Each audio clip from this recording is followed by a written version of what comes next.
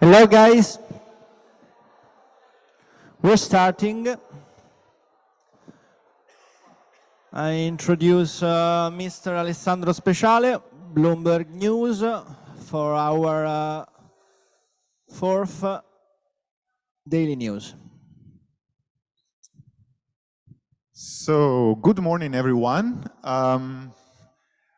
My name is Alessandro Speciale. I am the Rome Bureau Chief for Bloomberg News. Sorry, I need to talk. I need to walk when I talk. And so I'm gonna stand here.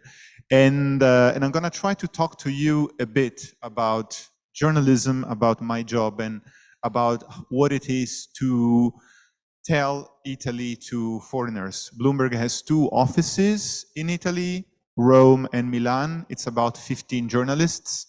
And the first thing you might notice working for an American news agency is, well, that I am Italian. I'm 100% Italian, born and raised in Rome, and lived in Italy until when I was 25, I mean, with short exceptions.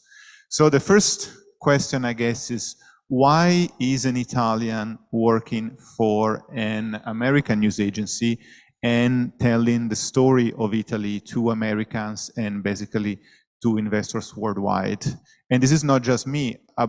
There is 8 people in the Rome Bureau, and 5 of them are 100% Italian. And in the Milan Bureau, where we are 7, there is only 1 American. So the question is, why Italians? What is the difference? What has changed? Because, I mean, if you think about the idea of the foreign correspondent was someone from America, think about Vacanze Romane, if you think about that, and someone coming to another country, living there, drinking a lot of drinks, Proseccos, Negronis, whatever was the drink of the day, lots of whiskey at the time, and telling the story about this foreign country to their home public. So there is 2 things about that have changed.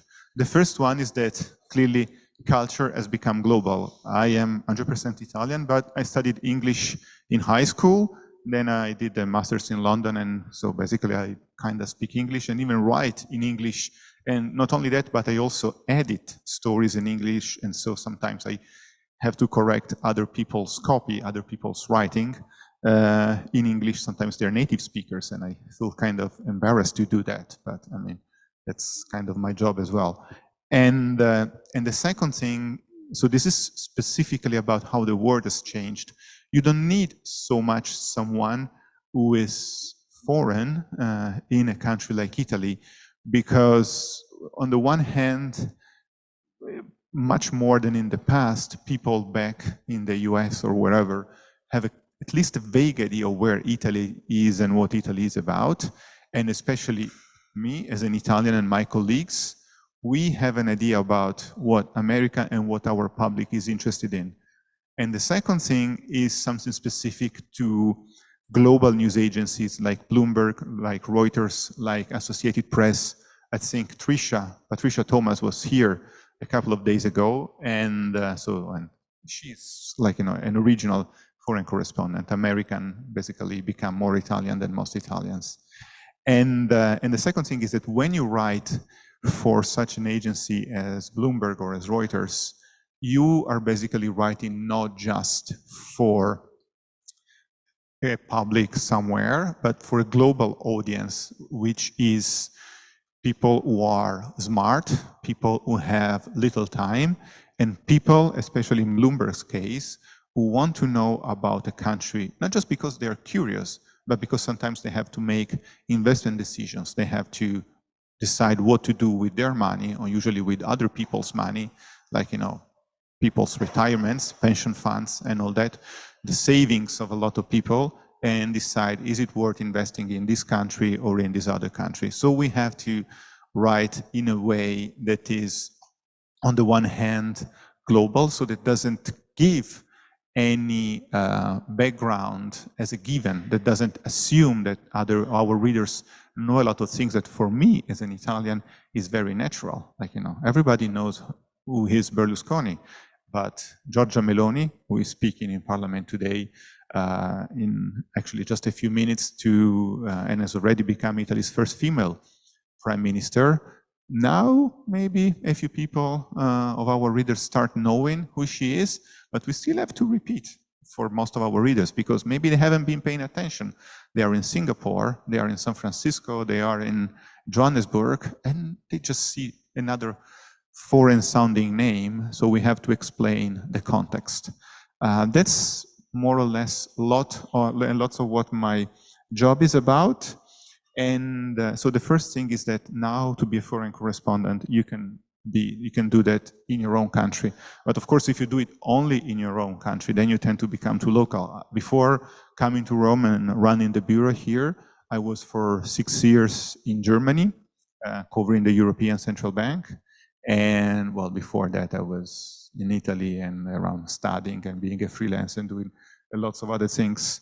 One thing that helps a lot, one thing first is that as a journalist, I'm usually the one who is used to asking the questions. So it's kind of weird to be here talking. It's not exactly what we do most of the time.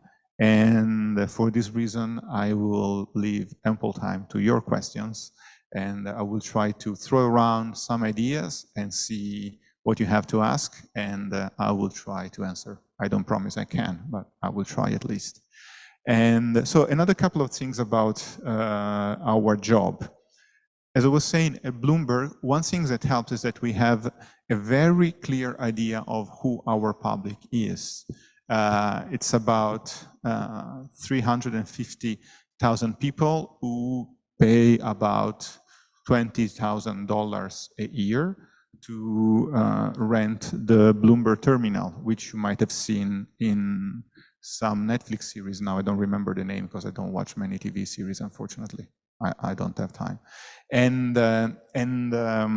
this thing allows you not just to have access to Bloomberg News, which is the information, and to Bloomberg TV, which is our TV channels, but also to data on basically about everything you can think about, from the price of oil on the 21st of January 1972 to what is doing the stock market in any random country, to where are exactly all the LNG and oil tankers around the world, where they are going, what's their reference number, and so on and so on. I mean, it's impossible. I don't think anyone in the world knows all the stuff that's in the Bloomberg terminal, because it's more than many lifetimes worth of it.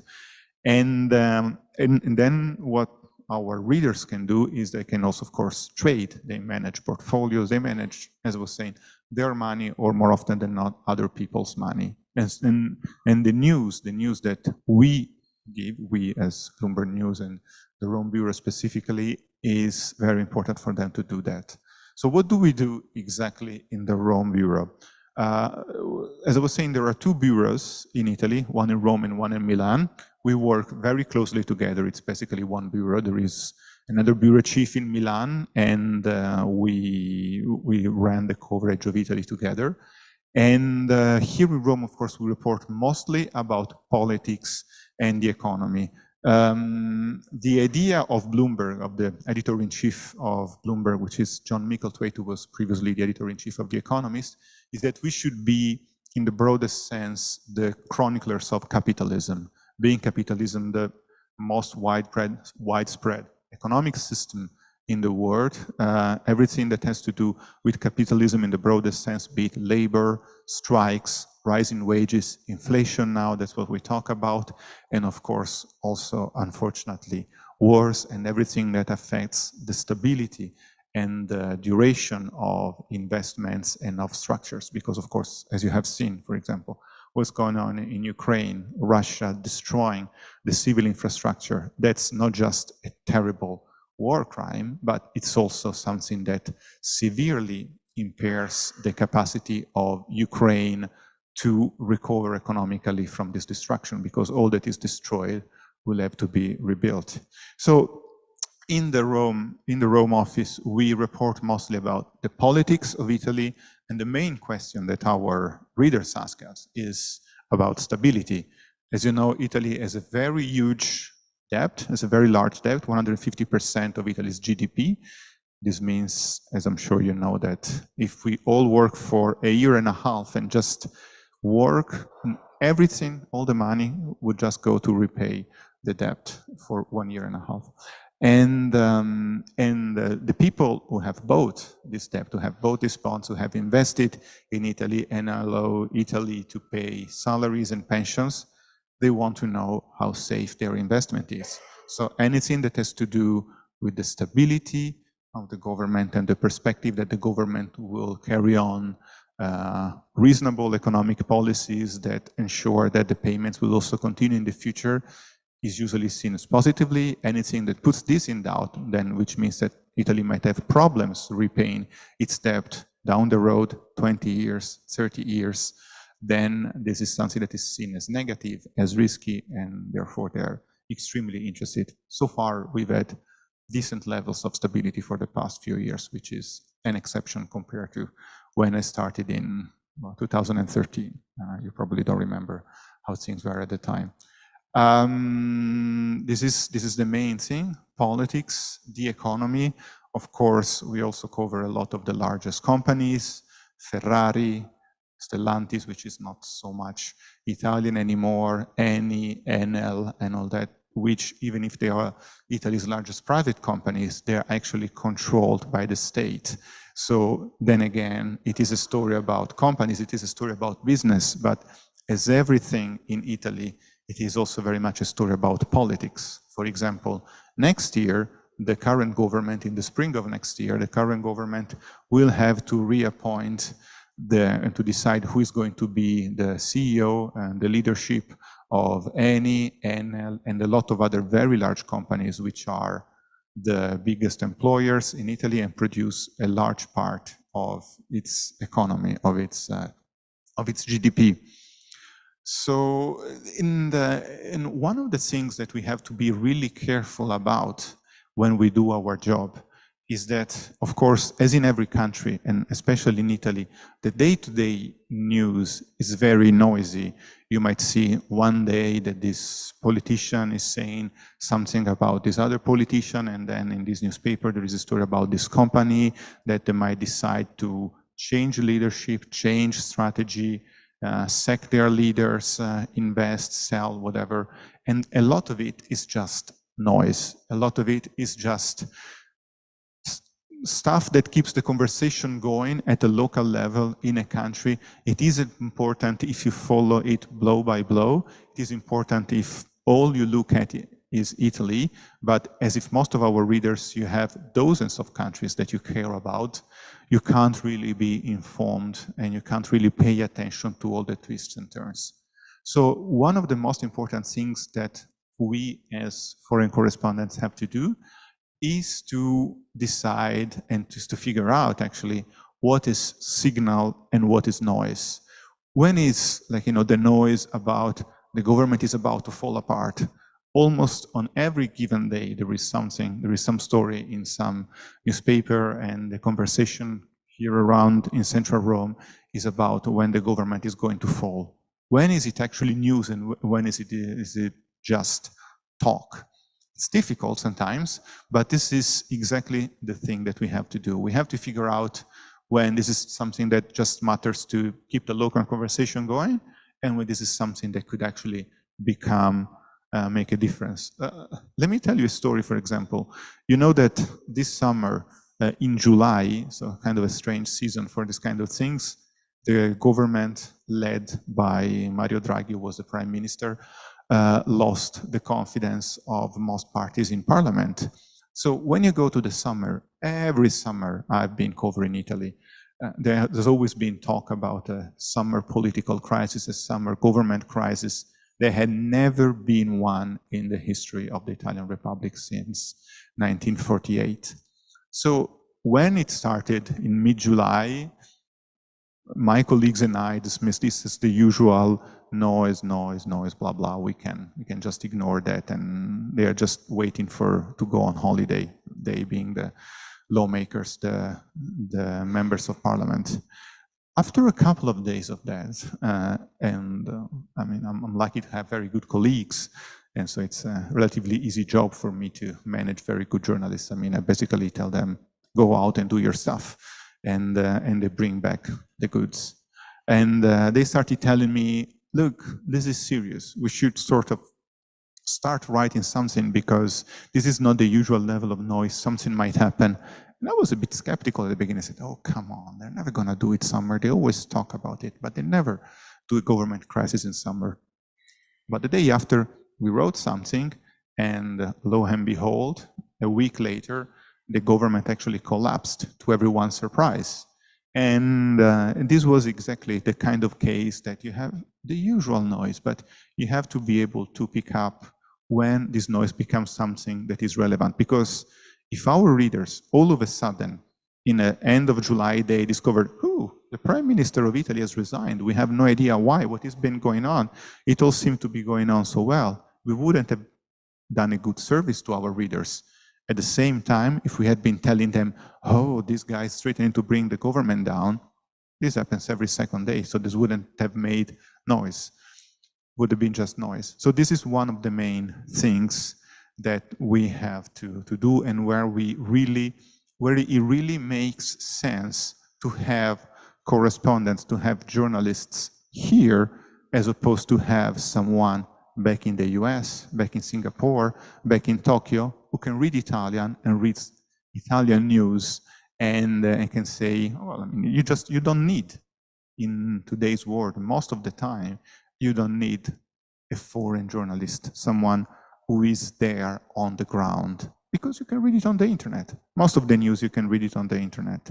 So the difference it makes is to take all the information that comes from a country, in my case, Italy, but it could be Germany, it could be anywhere, and make it into something that is digestible and relevant to a foreign audience. Now, before I leave the floor to your questions, I had also prepared just a couple of basic informations about Bloomberg. And another thing that is important for our job, besides this noise versus signal, is another one, which is in a way, the way we say it, the way I like to say it, is go fast or go high. So our readers, as I said, they don't have much time, and but no one in the world, it's not just our readers. I mean, maybe our readers have been there before, but no one in the world has time to read all the stuff that gets produced.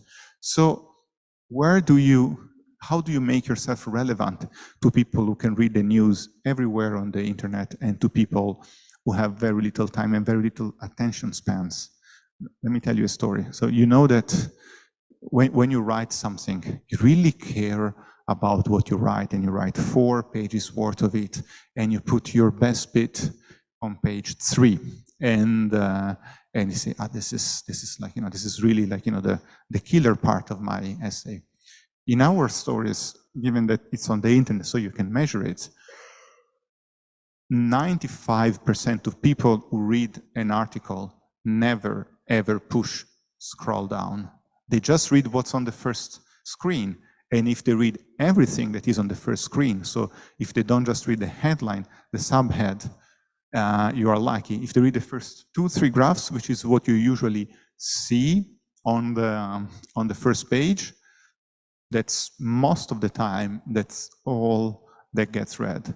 So this is something that we really take into account when we write a story, because if we have something really good and we bury it down at the bottom of a story, no one is going to read it. So then again, and this is about, again, trying to be relevant. So go fast or go high. It means that when we write about something that happens in a country like Italy, mid-sized country, relatively interesting, good food for most people outside of Italy, nice tourist locations, politics is a mess as usual. So what's important? You can either be fast, so you are the first in telling them that something is happening. So you get exclusive news in an interview, or you get sources telling you something that is about to happen, or that has been decided that no one else has this news. And in this way, people who want to know about this, they can only read it on Bloomberg. or on our competitors, because they get scoops too. So this is very important for us to get scoops, to be fast, to be the first ones on the news, to be very quick in reporting things when they happen, or if you lose, or if you don't, if we decide this is not the case, to have really this first take on a story being really fast, then it doesn't make sense to come after 6 hours, after a day of something has happened, and you tell them at a leisurely pace. No one is going to read that. That's not. In this case, it makes sense to go high. So to take really the 30,000-foot view on something, to give them really the broad picture. So Italy has been very good at ending its reliance on Russian gas. Why? How? Why is it relevant for Europe? Why is it relevant for the war? Why is it relevant for the economic future and for the balance between Europe and the Middle East and the Mediterranean basin and all that? Give them really the broad picture. Tell them what it means and why it should matter to them. If you just tell them a story, oh, Italy has signed a new gas supply contract, for example, for Algeria, 2 billion cubic meters. Good story, interesting. What does it mean? Do you know what it means? I don't know what it means if you don't tell me. So either you tell me first, and so the people who really care about these things, they know what this is about, or you tell me the really big story, the really big picture story that tells me why it matters and why it's changing our world. That's more or less for what I have to say about the way that we do our job. I just wanted, if I manage to make this thing work, to show you a couple of things about Bloomberg itself. Let's see if I manage to do it.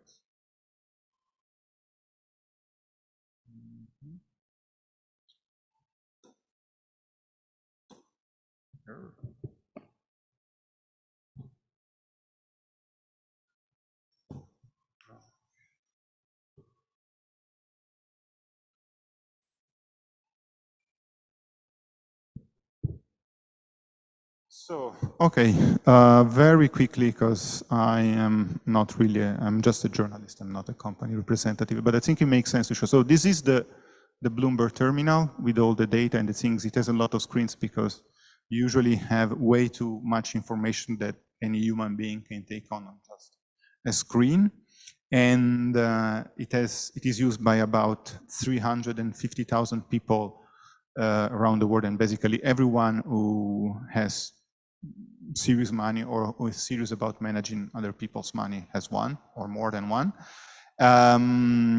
Bloomberg News, we have 2,700 journalists. Wow, that's really a lot. Of course, I just know a few hundred of them, and they are all great colleagues. And I'm not kidding here. That's really one of the great lugs. And we are together with Reuters and AP, but I think with a slightly bigger network than Reuters and AP. We are in 120 countries. We are basically we have a bureau in every European country, in most Asian countries, several African countries, all American countries and all that. And in many cases, we have many offices. Of course, we have a lot of offices in the US. And what we don't do, compare, for example, to Reuters and AP, because this is not our forte, this is not what we're good at doing, we don't do war reporting. So we don't have, for example, people on the ground embedded with the different armies in Ukraine or in other theaters of conflict around the world, because there are other people who do that better, and we don't want to duplicate what, I mean, people are going to read those news on the New York Times and on the Washington Post anyway, much more than on Bloomberg. So there is no point in doing that.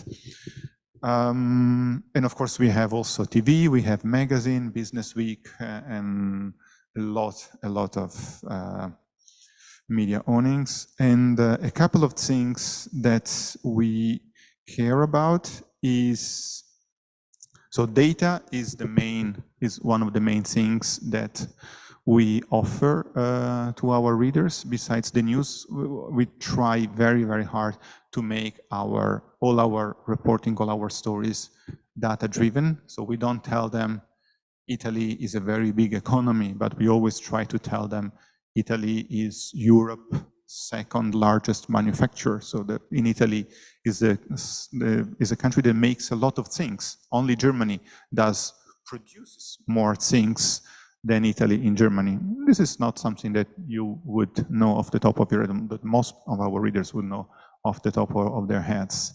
And finally, very quickly, also because of, Mike Bloomberg was mayor of New York, who has also been a luckily not very successful presidential candidate. There is a strong emphasis on diversity. We run media training workshops for minorities and for underrepresented women, because women in business, there is a lot of them, but very few appear publicly on TV to talk about their job. Bloomberg does a lot of workshops to promote the presence and actually tracks the number of women that appears in stories and on TV, and constantly tries to increase this, because we want our reporting and our newsrooms to look exactly like the societies that we work in, and not just like a part of it. And also for this reason, we have done a lot of investments and a lot of work in reporting about climate change. We have this very big vertical, which is called Bloomberg Green. And we try again to bring to climate reporting, rather than feel-good stories or stories about the excellent individual who has collected 1 million plastic cans for the beach, and so he's cleaned his own beach. We try to focus on stories, data-driven stories, that shows how it can be really improved, what is being done to concretely and at scale reduce emissions and ensure a more sustainable future for the economy and for our societies. That's more or less everything from me now. You were telling me that they have really many questions and tough questions, so keep them coming. I'm here.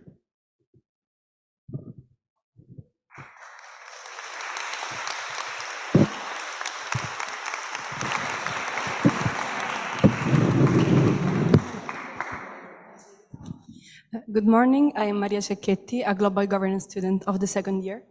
And given something that you have said as well, so the go fast or go high mentality and people having little time to read articles, and also I think the increasing trend of a general lower attention span of people, mostly due to an intensive use of social media and fast information, fast short videos. Do you think that this is affecting the quality of the information shared, and that we end up having people who know a little about many things, and not having like a deep knowledge about topics? Thank you. Oh, that's an epistemology question. First of all, I don't think that we have more people knowing a little about many things. I actually think that the way our education system works actually goes towards the contrary, towards being very narrow specialists. And I studied literature, because I didn't want to work as a grown-up. Fortunately, I do, but that was not my aspiration when I was your age. And when I studied literature, and I discovered after doing it for a few years, that the only way to succeed, to make a living out of it, is to become very narrow specialists. I knew one person, and I'm kidding you not, who was the world's biggest expert on one verse of the Aeneid. One verse. He knew everything about this verse, everything that had been written, and of course, being Virgil, there was a lot to be said about one verse, but I quickly realized that this was not what I wanted to do. I didn't want to become the biggest word expert about one work of literature, no matter how wonderful it was. And that's why I chose journalism. That's why I tried to go into journalism, because I'm very curious and I like to talk about many things.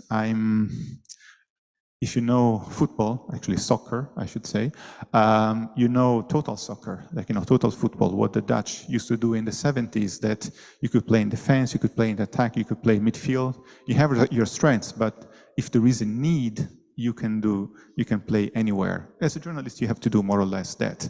Of course, my specialism now is in Italian politics, and before was on central banking, because I was 6 years in Frankfurt covering the European Central Bank.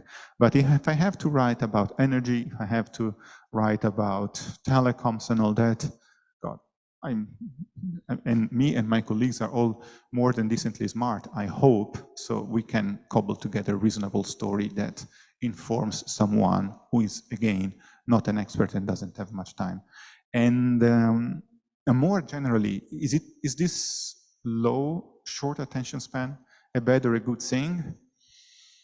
I don't know, but this is how it is now. The different invention of different media, from the printing press, paper, newspapers and all that, TV, radio, they've always changed the mind and the people relations work, the way information is disseminated through society's work.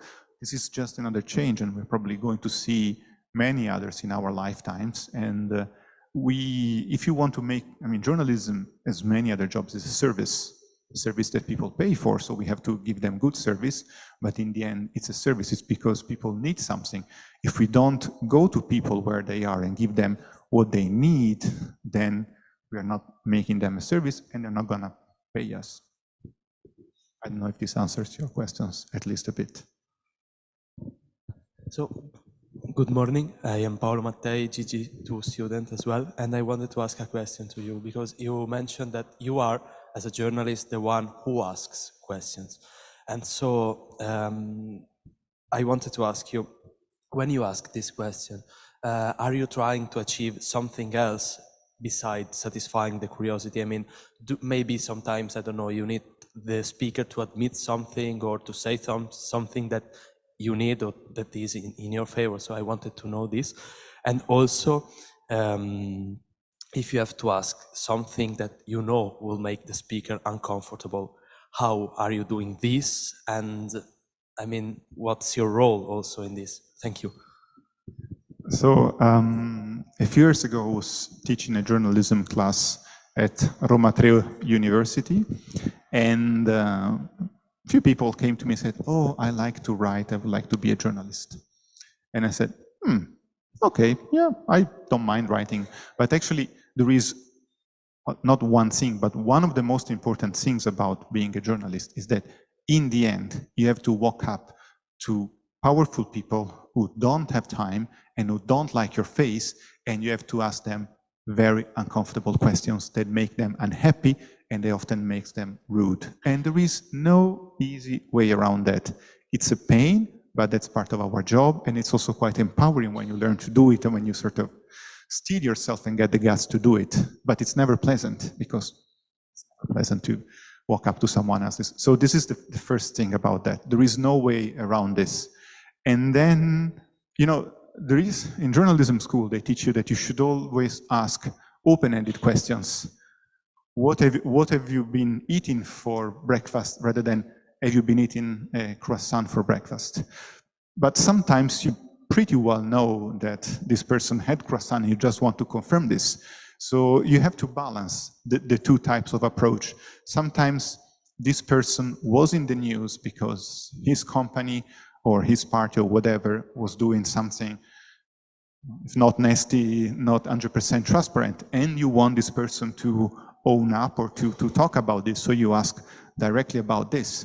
Sometimes you have the luxury to ask much more open-ended questions. You just sort of let the person talk. There is also a couple of tricks or things that you learn that once you've been talking to a person about, like, okay, you run this company, blah, blah, blah, what are going to be your investments, but also some broader questions. What keeps you awake at night? What was the last book that you read? Things that get people to open up and to become also a little more human, which is something that you should try never to forget. It's not easy, but you try.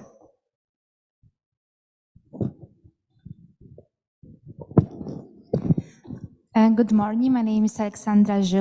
I have a question. How much you're influenced from the top on what you should write or shouldn't write about, and how much freedom do you have in your work? And also, as a journalist of Bloomberg, how your daily, like a normal work day look like? Thank you. Let me take this one first. And there is no normal day in journalism ever. I mean, yeah, I've tried to form routines, like, healthy routines, do that first thing and do that. And of course, I mean, I listen to a couple of podcasts in the morning when I cycle to the office, and I read the papers, or at least scan the papers. That's already luxury when I have time to actually look at the front pages of most of them. And but then, I mean, you follow the news, you follow the day's agenda. I mean, sometimes today there is a big speech in Parliament by the Prime Minister. The other day there might be some sort of event, or the other day you can have arranged an interview with the CEO, or you go out of the city and you travel to report on a conference, to meet a person. Sometimes you get a call that someone that you have been really wanting to talk to, because this person is not easy to sort of to grab. You say, hey, I have 10 minutes, can you come here? And you basically drop everything and you rush off, because, I mean, this person is more important than, because he can give you real news, or she can give you real news. So you can try, and of course there are a few things. We have, I mean, a couple of people who are mostly on monitoring, given that we are a real-time news agency.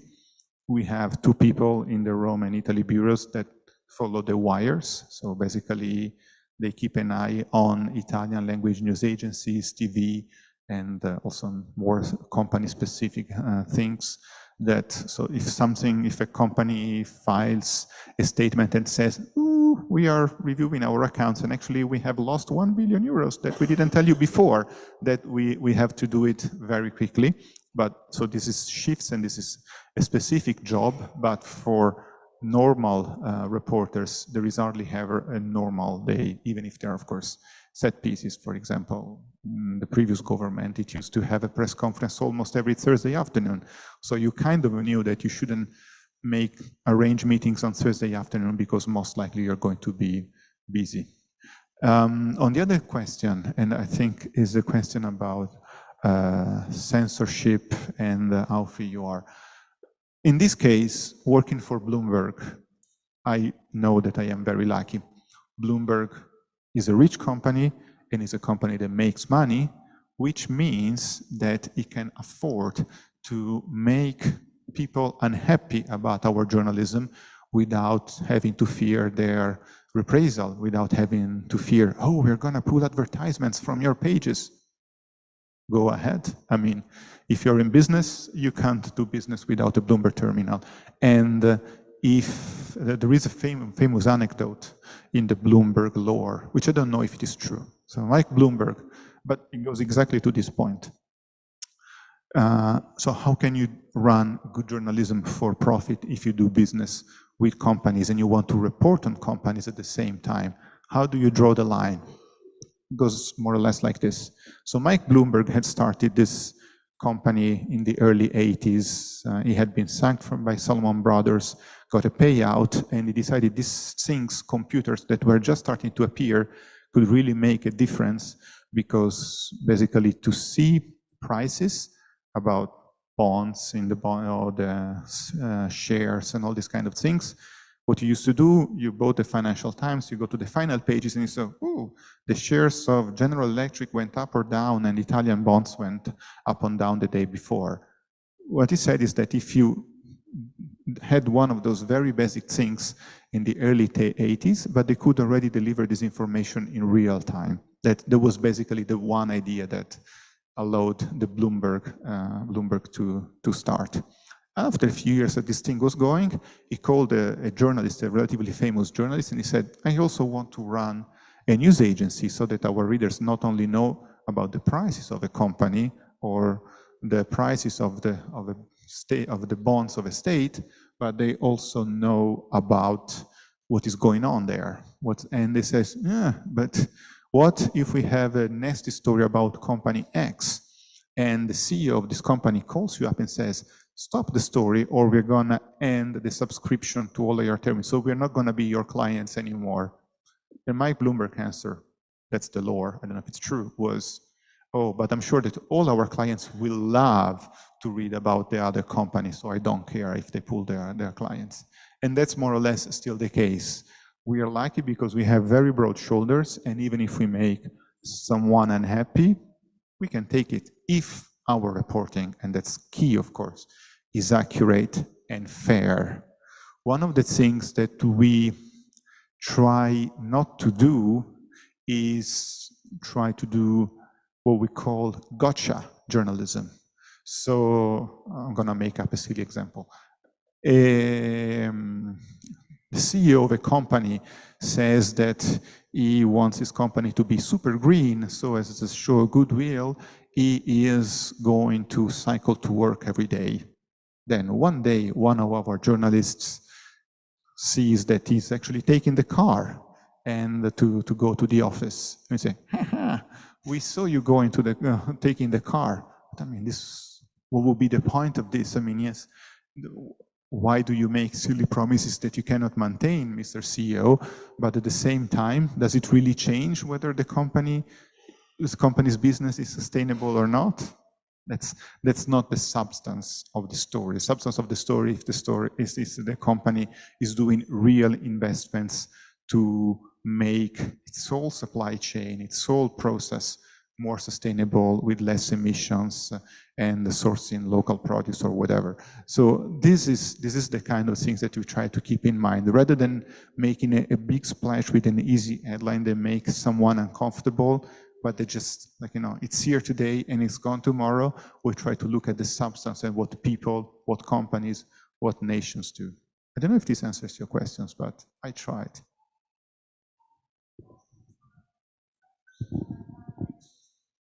Oh, yes. Yeah. Well, I mean, the news agenda is set two ways. On the one hand, there are things which are in the news agenda, so our readers and cares about what big companies do, what heads of state do. For example, today, Giorgia Meloni, the Prime Minister of Italy, is making a big speech in Parliament where she's going to lay out our program.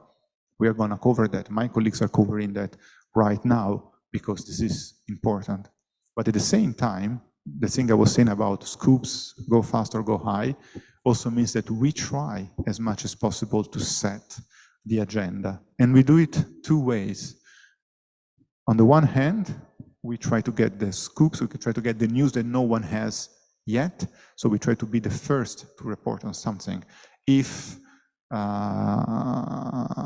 Italy wants to invest 40 billion euros to create a space station, I don't know, I'm really making a silly example, I'm so sorry guys.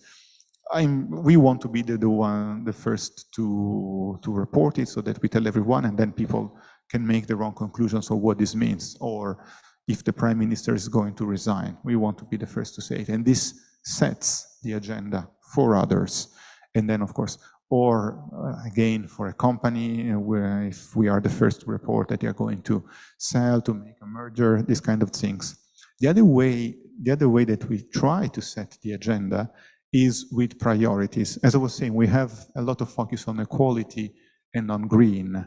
So we always try to keep all the people that we talk to, heads of state, governments, large companies, we try to hold them accountable on these issues.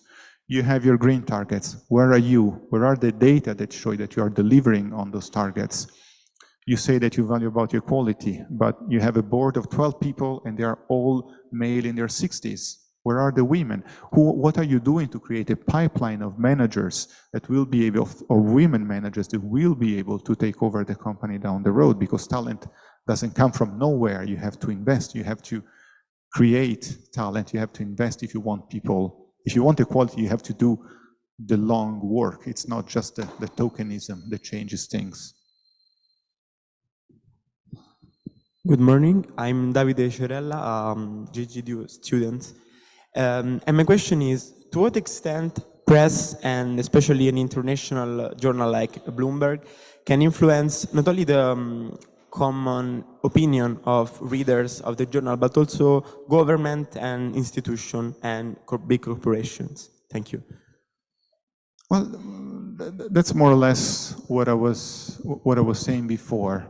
On the one hand, we report the news, so we don't make the news. People do things, people say things, and we report what they do and what they say. And because our readers are interested about this, but we also know that our readers are interested in sustainability, inequality, as I was saying before, so we try to hold them accountable on those issues that we know are of great interest to our readers, and why is it of interest to our readers? That's another important thing, is because these things have a long-term impact on the sustainability of the business. If you invest in fossil fuels, 30 years from now, all your investments are going to be worth very little because fossil fuels are being phased out. What are you doing to engage with this transition? And this is the main, I think this is the main answer. Good morning, my name is Gaia, and I'm a GG student as well. And my question is related to how to write the article, because personally I believe that being 100% objective in an article is not possible. So I wanted to ask you if you think that if it's possible or not, and if you think that an article should contain subjective elements as well. Thank you. So you remember who asked the question, what is truth? Who was that famously asked, what is truth? It was Jesus when he was under investigation by Pilatus. I think that's the English name. So basically, it's impossible to be 100% objective. Of course, we have our own bias. I have my bias, conscious and unconscious ones that comes from my origin, that comes from my life history, comes from the place where I was born, and then, of course, you have the fact that your information is imperfect and that you cannot be 100% objective. But what you can do, and it is very important, is that you can try to be as much objective as you can, and that you are open about what you know and you don't know. Let me try to be concrete. First of all, there is a process within a big organization like Bloomberg to ensure that even if I have some personal bias, which is not wanted, not desired, this doesn't impact too much on the story, because we have several editors who read over the story. All our stories, you might see that they have several bylines. So it's never just me writing, but I work and I talk with a lot of colleagues about that. And the second thing is that your effort of trying to be objective also means that you try not to give other people reasons to doubt your impartiality. So what I say is that the big thing about journalism is basically that you have your own ideas, but at the end of the day, if you want to be a journalist, you care more about other people's ideas than about promoting your own ideas, which is a great thing. You can be a campaigner, you can be a politician. There are many ways to promote your own ideas. Journalism is not, for me, one of that. Journalism is something slightly different in this respect. And for example, we have a very strict social media policy. If you look, I am on Twitter, but my Twitter is very boring most of the time. Besides some tweets about books and about walking in the mountain, or about cycling around in Rome, which is a kind of an adventure every day, I mostly tweet the stories that we write and promote our work. Why? Because it's very important that I know that my work is impartial, but I also need to do as much as I can to also not give others the reason to doubt about my impartiality with what to write. If I were to write, oh, that horrible politician that I meet today, I'm so glad that I'm never gonna talk to her again or to him again. I could write a perfect story from this interview. The story might be 100% objective, but if I go on social media and I write something like that, nobody's going to believe that I'm objective. And I have to try to be as much objective as possible, even if, of course, full objectivity is not within, human reach, in a way. Se c'è qualcuno, ecco, infatti. And then I move to this side. Esatto. Good, yes. Okay. Unconscious bias. Oh, yes. Good morning. Thank you very much for telling us about the Bloomberg. And my question is regarding to being fast in publishing the news. And I'm quite curious about how much time does a journalist spend to write a breaking news story? And can you please tell us a bit about the channels or the ways that the journalist use to get the information first and to publish news prior to the competitors? Thank you. So the first thing is that, and I always tell this to my colleagues in the bureau, there are no news in the newsroom. Get out of the newsroom, go to events, talk to people, have coffees, have lunch, do whatever you need to get close to other people, to talk to other people, to get other people to talk to you, let them talk, listen what they say, come back, we get a story, we write it, we put it out.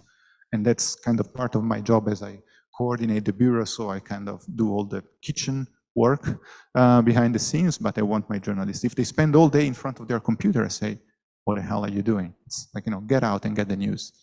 And that's the first thing. But of course, I mean, especially given that we had 3 years almost of pandemic, there is also a lot of news out there. So there are few things that you can do. So the personal contact and meeting person face-to-face is key. But then, of course, we keep in touch with all our contacts and all our sources, also official ones, via WhatsApp and via Twitter. I mean, all their official channels of communication. Another very important thing that we try to do is to do some sort of big data, even if this is a horrible expression that doesn't mean anything, but just to give you an idea, big data monitoring of social media accounts to see shifts in sentiment. We have web crawlers.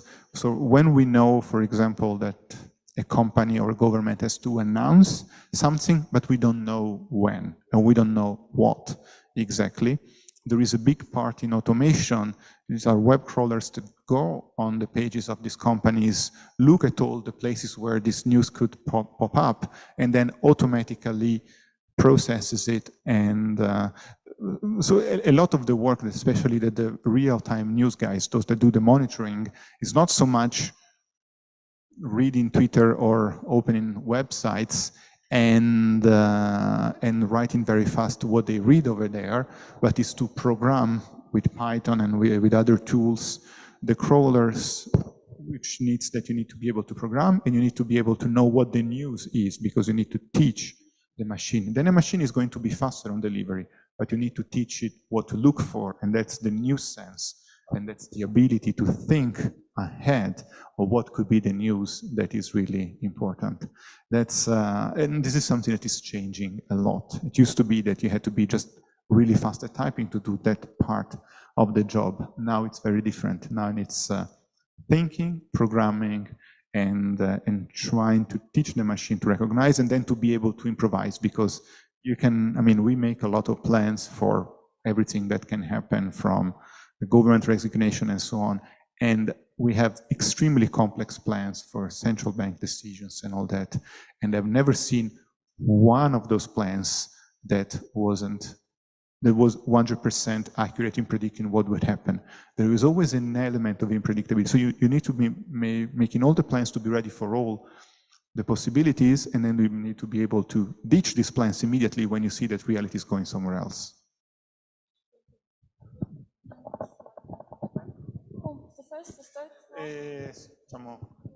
Vi ho visto tutti, non vi preoccupate.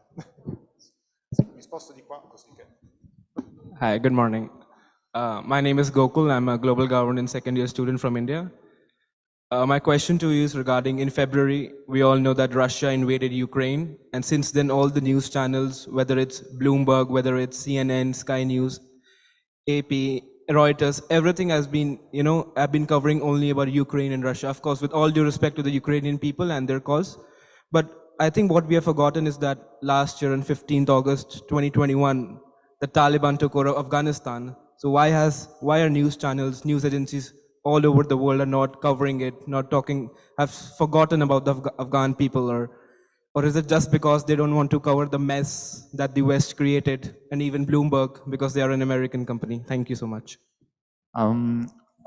What I can tell you about this is that it's simply not true. I'm talking about Bloomberg here, and yeah, we have been reporting a lot on the invasion of Ukraine, but as you can see here, we report a lot about climate tragedies and climate disasters in Africa. We report a lot about Afghanistan. That's because we have the privilege of having a wide network. We have 3 large bureaus in India and in Pakistan. I don't think we have a presence now in Afghanistan, but just for security reasons, because of course with the Taliban, it's very difficult for international journalists to work freely, but we have been writing a lot. And this is not just Bloomberg. Just recently, the New York Times did a very big story following up on families that they had been covering during the US and NATO withdrawal from Afghanistan. So, of course, it's not front page sometimes, because there is a lot of news, day-to-day news, breaking news, things that are happening, that are relevant. And of course, the attention span of people is limited, as we have been saying. So it's not possible for everyone to read and be informed about everything every day. But from the point of view of large media organizations, which have the broad shoulders and the money to cover several big stories at the same time, like Bloomberg, but like AP, like Reuters, like the New York Times, and so on, we are there, and we keep reporting on Afghanistan, we keep reporting on Africa, we keep reporting on Yemen, for example, another of the many forgotten wars. That's not a satisfying answer, I understand, but that's the best answer I can give you.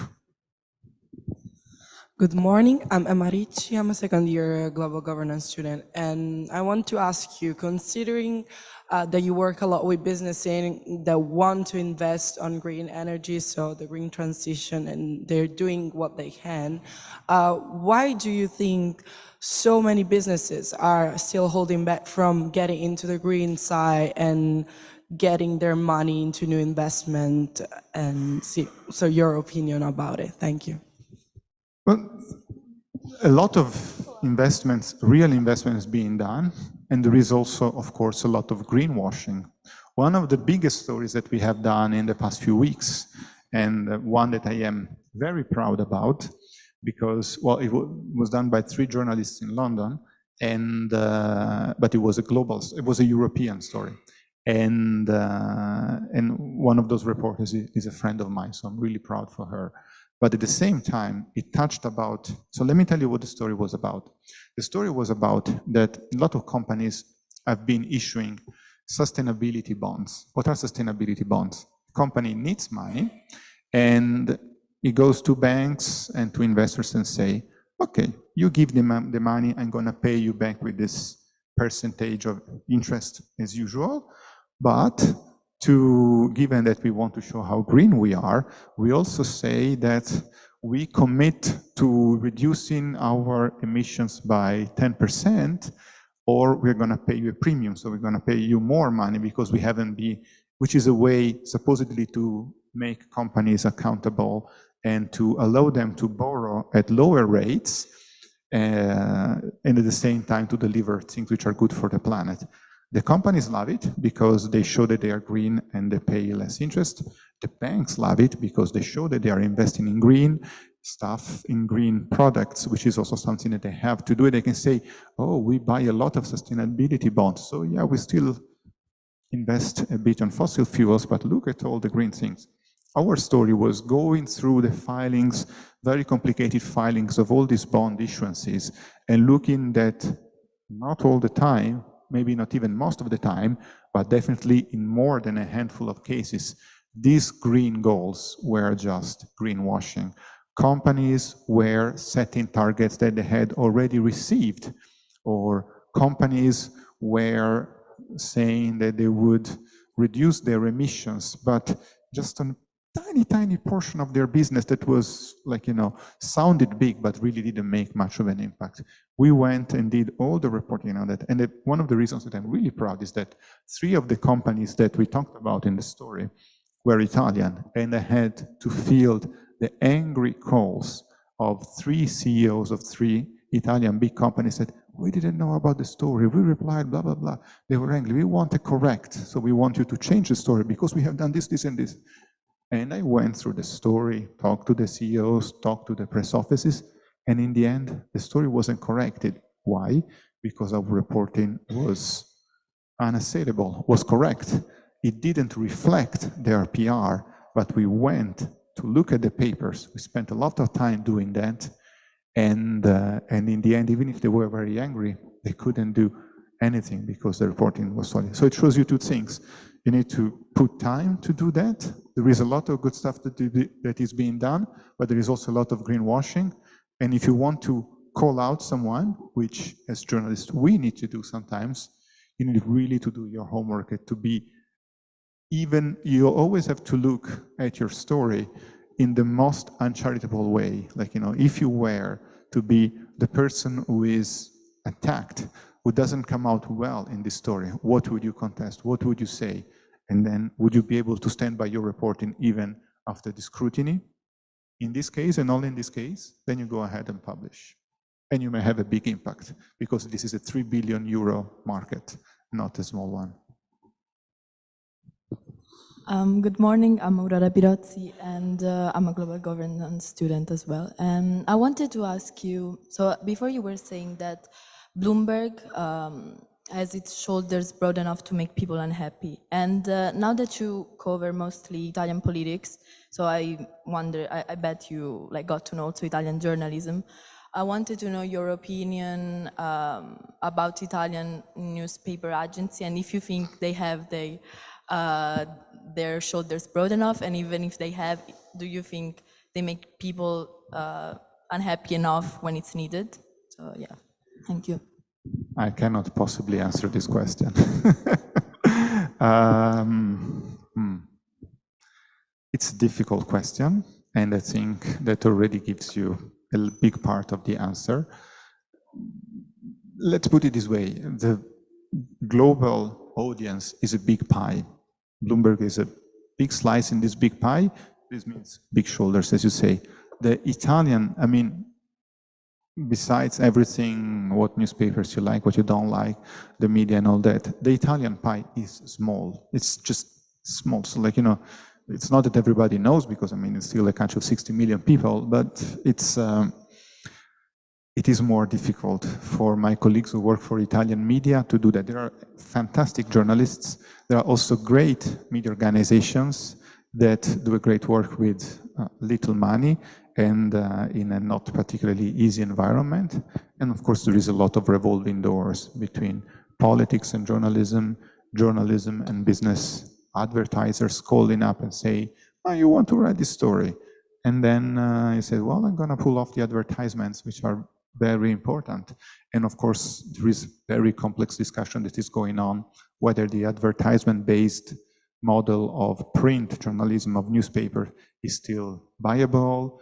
It doesn't work in the internet because you thought that banners and online advertisement would just translate one for one from print media, but of course it doesn't work like that. So you need to develop other ways to build your brand and to construct a relationship with readers. So there is a lot more subscriptions. So this is a way that shields you from advertisers, shields you from clients, and also allows you to have some sort of economic stability to program. But it's difficult. It's difficult for media everywhere, and it's more difficult in a country like Italy to be independent. And then again, as there is no 100% objectivity, there is no 100% independence. That goes without saying. But again, you try as much as you can.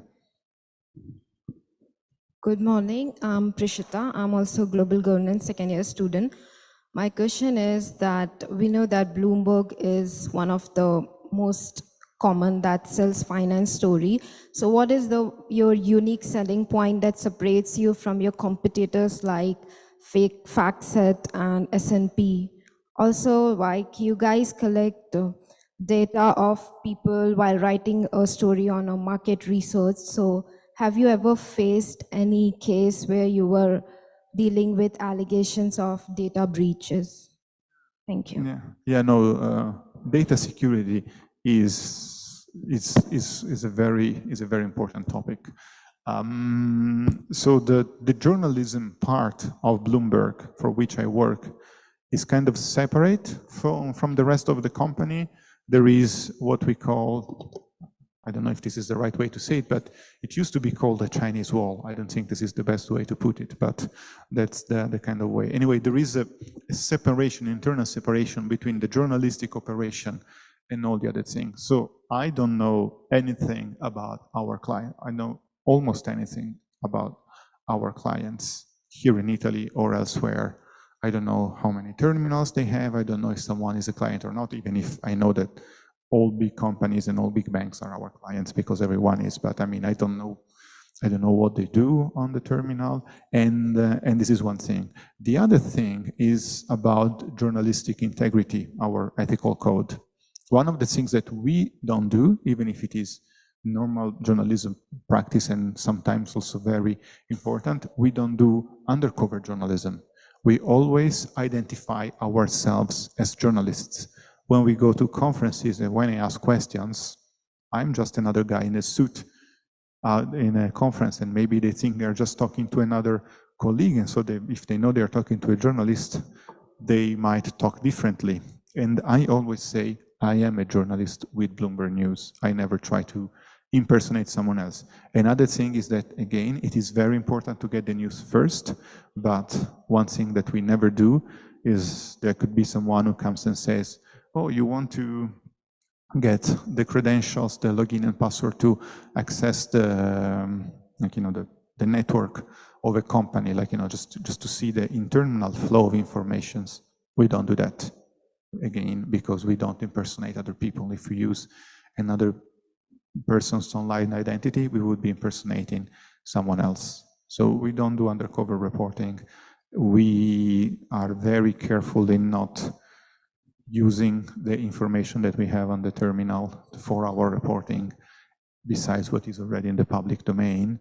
And we are very careful. And that's another thing. So we talk a lot to sources. So people who tell us things, but on conditions of anonymity, because they're not allowed to be telling us what they are going to do, their company, their nation is going to do this day or the next. So how do we ensure against the agenda of these people who talk to us?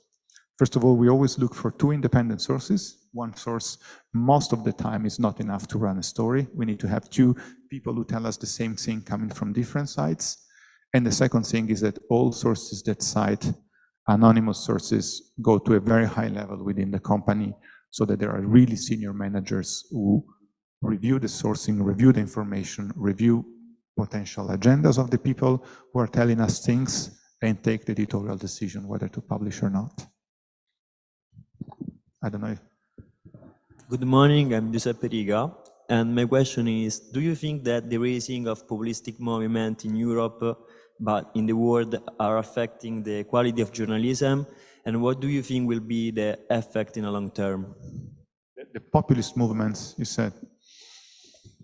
I mean, populist movements are just the people. I mean, that's one of the things that we report on. And when I was replying to someone before, it's, we report on people how they are and not how we think they should be. I also think that everyone should read more news and read all the way to the bottom of my wonderful stories and use and try to get news outside of their own bubble on social media and all that.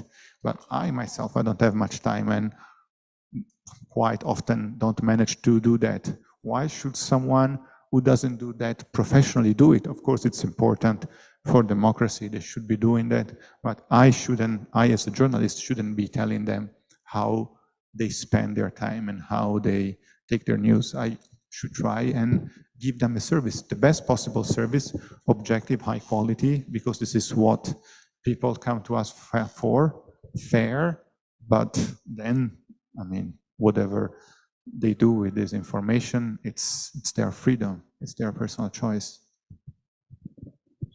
Hi, I'm Marina Sanchez, second year student of global governance from the Philippines. And I just wanted to ask you about how you deal or write about sensitive topics. Let's say you were asked to write about a very sensitive topic about politics or let's say drugs.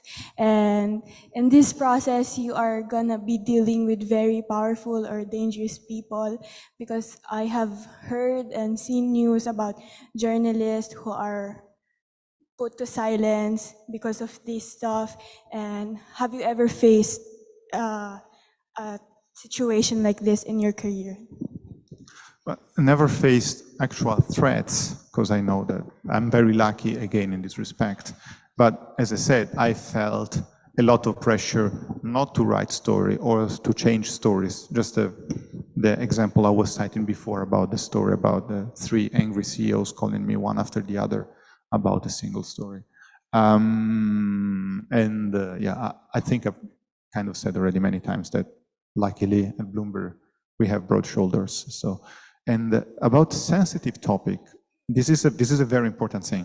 So, for example, in Italy there is widespread habit in journalism to identify people who are under judicial investigation, even if just being under judicial investigation doesn't even mean that you are a suspect of a crime, let alone that you have been convicted of a crime.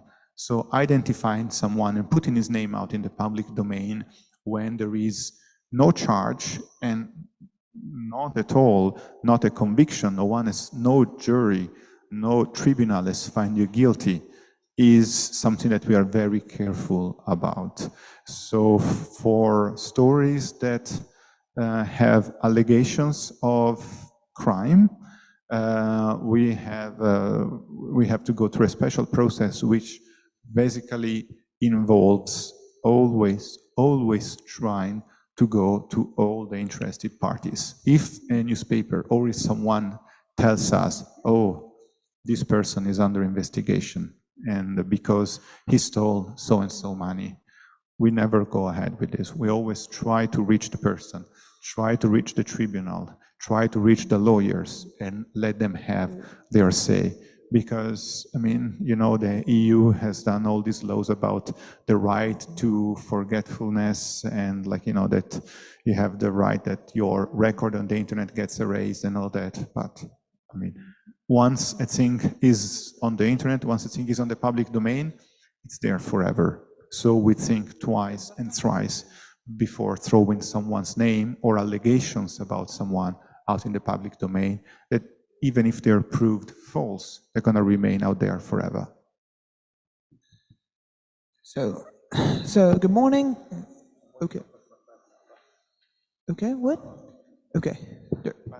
There's still enough there's still enough time. Okay.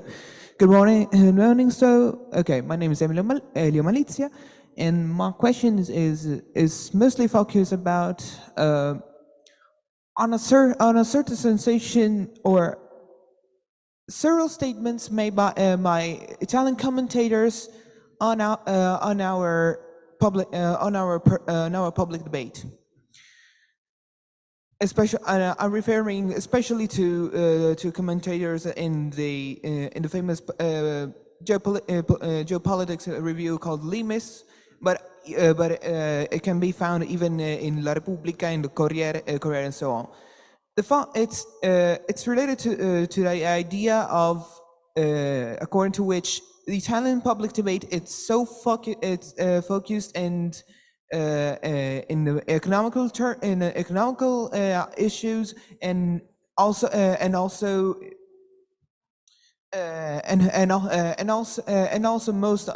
most of our debates are based on economical issues, and our reasonings is too economical if compared to fully geopolitical actors such as United States, China, and so on. And this and according to this vision, this also regards several most of the EU countries, except for including Germany, the Netherlands, and except for France. But Okay, I don't share I don't share this vision, but I find it so often that it sounds almost weird that by this. If I notice the quite spread in the Italian of this vision, I don't know. So what you're saying is that there is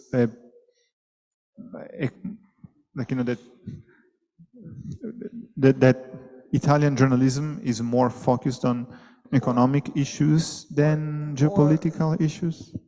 Or let's say most of the both in the public debate, so also in journalistic terms, but also in if we regard to policies, since this has been an idea and has been developed since 2011. You know, which more or less during the so-called sovereign debt crisis, but it's it sounds weird. Yeah, I'm not 100% sure that actually one thing that I find about Italian journalism is that there is often not a lot of attention to numbers. There are numbers, but they're often thrown around without thinking very much about what these numbers mean, and without trying to put them into context. Like, for example, the price of gas is fallen below 100 euros. What does it mean? Is it a lot? Is it? I mean, you have to give me some size and scope, something that we always try to do in stories to show me. Like, well, I mean, my general feeling is that sometimes in Italian journalism there is a bit of a sort of moral journalism attitude. So rather than looking at trying to tell what people do, a sort of instinct of trying to have always a bad guy and a good guy in a story. And this is not what we do. Of course, there are different ways to do journalism. There is political journalism, there is opinion journalism. So it makes sense to have journalism that comes clearly from one side of the ideological spectrum, but it's not what we do. And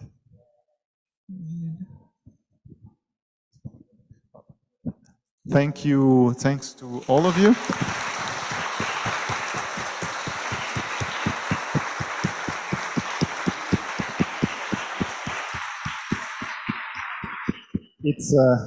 It's true that you had a lot of questions. Much appreciated.